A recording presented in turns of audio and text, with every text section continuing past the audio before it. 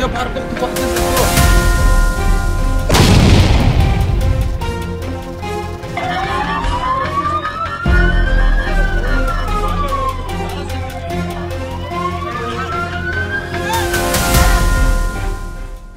tadi, Iran kembali meluncurkan gelombang serangan militer paling signifikan yang pernah diarahkan langsung ke wilayah Israel. Dalam kurun waktu kurang dari 2 jam, lebih dari 200 proyektil terdiri dari rudal balistik dan drone bersenjata menghantam berbagai titik strategis di dalam negeri Israel.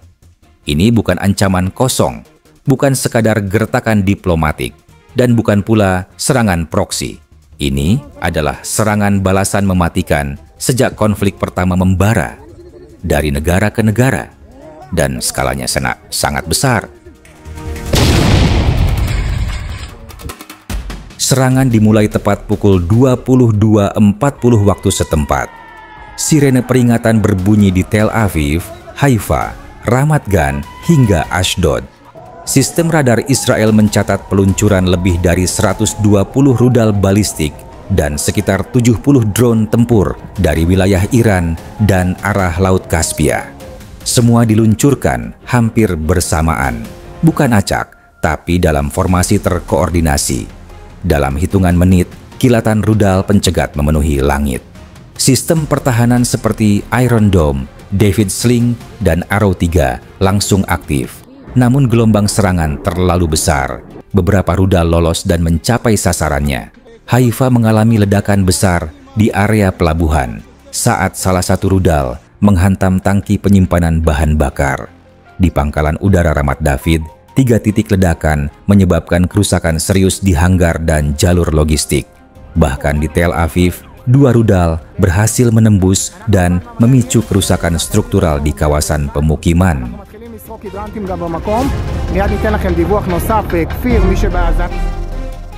Ini adalah ujian nyata bagi pertahanan udara Israel.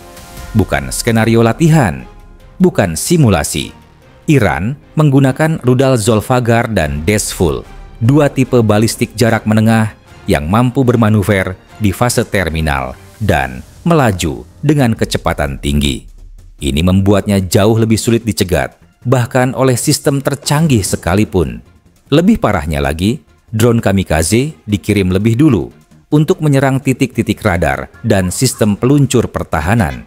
Beberapa baterai Iron Dome dilaporkan lumpuh sementara, memberi celah bagi rudal berikutnya untuk menembus. Sejumlah analis militer menyebutkan, ini adalah pertama kalinya sejak Iron Dome beroperasi, di mana sistem pertahanan Israel terpaksa memilih target secara selektif karena volume ancaman terlalu besar untuk ditangani sekaligus.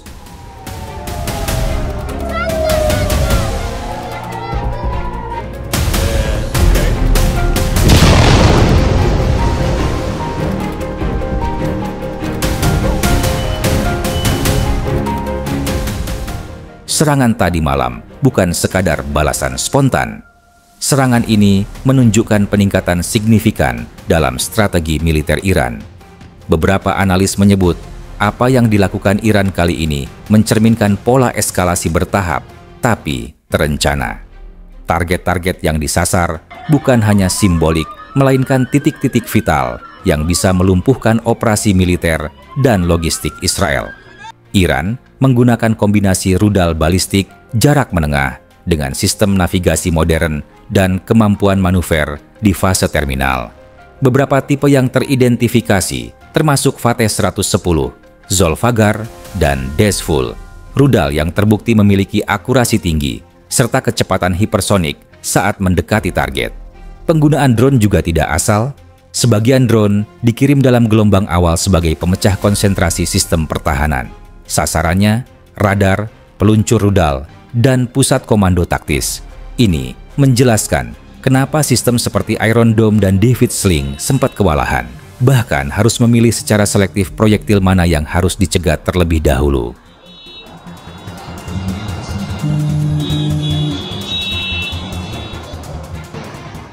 Hasil dari serangan ini sangat terasa, bukan hanya secara militer, tetapi juga sosial dan psikologis. Beberapa fasilitas militer mengalami kerusakan serius, termasuk pangkalan udara Ramat David yang diketahui menjadi salah satu titik kunci operasi udara Israel. Di kawasan industri Haifa, laporan menunjukkan adanya ledakan besar yang menyebabkan kebakaran hebat. Di Tel Aviv, sejumlah wilayah sempat mengalami pemadaman listrik menyusul rusaknya gardu distribusi. Sistem transportasi bawah tanah sempat dihentikan selama 2 jam. Ini adalah dampak langsung dari rudal yang lolos dari intersepsi dan meledak di area sensitif. Warga sipil juga terdampak cukup besar. Data sementara menyebutkan sedikitnya 11 orang tewas dan lebih dari 150 orang luka-luka, sebagian diantaranya dalam kondisi kritis. Rumah sakit utama di Tel Aviv, Haifa, dan Ashkelon bekerja dalam status darurat sepanjang malam. Tak lama setelah serangan berhenti, Perdana Menteri Israel menggelar rapat darurat dengan Dewan Keamanan Nasional. Dalam pidatonya yang disiarkan dini hari, ia menyebut serangan ini sebagai aksi perang langsung dan provokasi yang tidak akan dibiarkan begitu saja. Namun hingga pagi hari ini, Israel belum melakukan serangan balasan langsung ke wilayah Iran. Beberapa sumber menyebutkan bahwa Tel Aviv sedang berkonsultasi dengan Washington terkait langkah berikutnya. ASY sendiri telah menyatakan dukungan penuh kepada Israel, termasuk kemungkinan pengiriman sistem pertahanan tambahan ke wilayah Mediterania Timur. Di sisi lain, tekanan dari dalam negeri terhadap pemerintah meningkat. Fraksi oposisi menyebut insiden ini sebagai bukti bahwa kebijakan luar negeri Israel terlalu agresif dan merugikan stabilitas dalam negeri. Banyak yang menyalahkan serangan udara Israel ke Teheran beberapa hari sebelumnya sebagai pemicu utama eskalasi.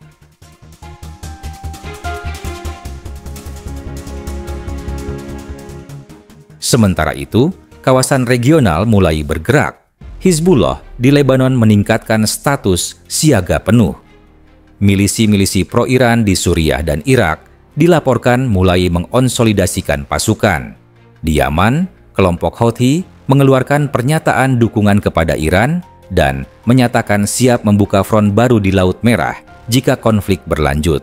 Arab Saudi dan Uni Emirat Arab, meski tidak secara terbuka berpihak, menyerukan deeskalasi dan mendorong penyelesaian diplomatik. Namun, tekanan terhadap mereka juga meningkat, terutama dari kelompok oposisi dalam negeri yang menilai bahwa diamnya negara-negara Arab saat Iran diserang justru memperparah ketegangan kawasan. Turki dan Qatar mendorong pembicaraan damai darurat, sementara Rusia dan Tiongkok menyerukan pertemuan di Dewan Keamanan PBB. Tapi sejauh ini, belum ada satupun keputusan konkret yang bisa menahan konflik ini agar tidak berkembang lebih jauh.